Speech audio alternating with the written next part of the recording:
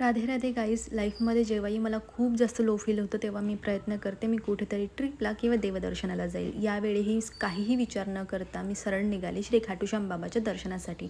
हा प्रवास मी अमरावतीवरून सुरू केला होता. पहिला स्टे मी भोपाळला केला. तिथे पोचल्यानंतर मी थोडा आराम केला कारण की मला बरं वाटत नव्हतं. दुसऱ्या दिवशी सकाळ झाल्यानंतर मी लगेच अंघोळ वगैरे केली, बॅग वगैरे पॅक करून रेडी झाले आणि सरळ निघाले भोपाळवरनं जयपूरला जायला. 10 वाजता भोपाळमधून निघाल्यानंतर 6-6:30च्या सुमारास आम्ही पोचलो हॉटेलला. तिथे गेल्यानंतर आम्हाला वेलकम ड्रिंक मिळाली. त्यांनी अगदी फ्रेश फील झालं. हॉटेलला पोचल्यानंतर मी सरळ अंघोळीला गेले कारण की तिकडे खूप जास्त गरम होत होतं. तिथे पोचल्यानंतर मी थोडा आईस ऑर्डर केला होता कारण माझ्या हातावर सलाईनची स्वेलिंग आली होती आणि त्यांनी ती कमी होतं आणि त्यांनी वर्क केलं. थोडं मी डिनर केल्यानंतर लगेच झोपले कारण सकाळी जायचं होतं.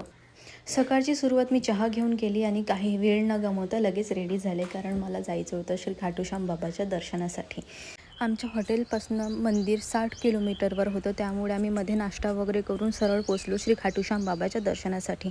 जसं जसं मंदिर जवळ येत होतं तसं मला खूप असं भरून येत होतं कारण की त्यांचं दर्शन करणं हे माझं एक स्वप्न होतं आणि ते पूर्ण होत होतं. त्यामुळे मला खूप इमोशनल फील होत होतं. प्लस मी एक्सायटेड पण खूप जास्त होती.